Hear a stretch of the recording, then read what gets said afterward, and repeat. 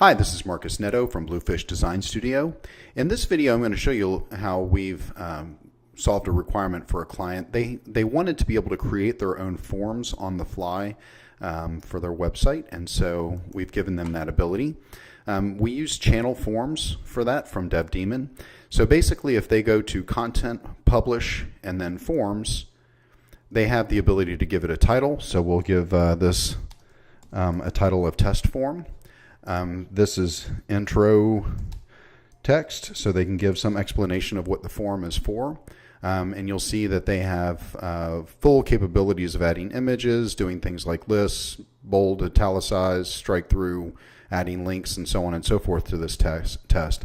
And then here's where we get into the nitty-gritty. So basically, we have the ability to add elements to a form. So I can grab a text box onto the stage, if you will, and then we can actually edit items about the text box. So I can change this to first name, and I can even give it a description if I want. I can make it required. I can put in some placeholder text, and so on and so forth. And then if I save that, you'll see that what it's done is it's mimicked some of those things that I've added as parameters for that field. I can add a text area to that. So you'll notice a text box is much smaller. For those of you that are not familiar with the names of form elements, a text box is much smaller. It's usually just one line, maybe 70 or 80 characters, usually less than 128. And then a text area is meant to hold, paragraphs of text. So this is the same one. We can say that this is the message. If we're doing like a contact form or something like that, we can make this required. We can say, enter message here. And then, we can just kind of leave the rest of this as is. So save settings. From here, we have some other form settings. So whereas this gear connotates the settings for this individual element on the form, the settings over here are for the whole form as a whole. So we can specify, the email, what it's called, or what we want, which template we want it to use. So we can say predefined template. We're going to use the default admin template. I haven't really played with those settings. So email, a specific user, or whether I want it to email the user. We can use the default user email notification. So we'll go back to that. Field labels, we've already changed those. Submit button, we can change, I believe this is the text. For that, we can also change whether we want it to be an image or not. I'm not going to change anything there, so on and so forth. So security, we want to enable Snapshot, and we're not going to force HTTPS because we don't have that installed on this. And then, so that's pretty much it. Now I can add an additional feature of this particular website is that I can add the contact person for this site, and so I'll not do that just because we're just doing this as kind of a test.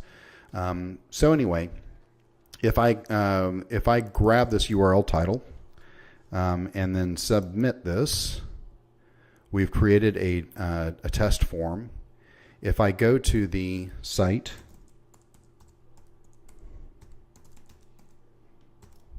and put in the URL title, you'll notice that what it did was it actually built out a generic page.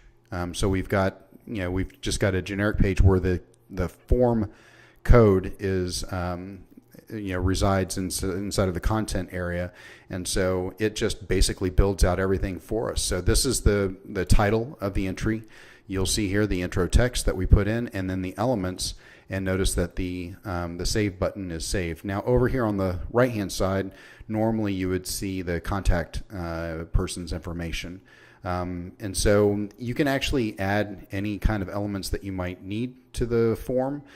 So if you needed to upload some items, or if you needed to have more text areas with specific content or whatever, you can do that. And then the cool thing is that once you have that in, you'll notice that on the homepage of the control panel that we have some forms here. They've actually received some submissions on their contact form, and if we go to well, that's not going to have any content. So if we just for grins, if we go to their contact form, we have the ability to export entries. So I'm not going to go much further because I don't know what content has been submitted here, and I don't want to reveal that, but you have the ability to export those entries. So I can go in, I can specify whether I want it in a comma delimited file format or an Excel spreadsheet. I can say current visible fields are all available fields, current visible submissions are all submissions, so on and so forth. And then when I click on export, it'll actually generate that file for me. It'll name it. I can put it on my desktop. I can save it. And then when I open it, it will have all of the content in it. So this is extremely useful for people that may need to gather content for various things, whether it's like MASGC is a research organization, and so they are not only using it for their contact form, they're also using it for registration for their events. They're using it to gather content from from researchers that may have additional information, whether it be regarding research that they want to do or research that is just being done for the organization, and so on and so forth. So, but that's channel forms from DevDemon. This is ExpressionEngine if you've never seen it before. And this is Marcus from Bluefish Design Studio. So if I can help you with anything, just give me an email at marcus@bluefishds.com. Thank you.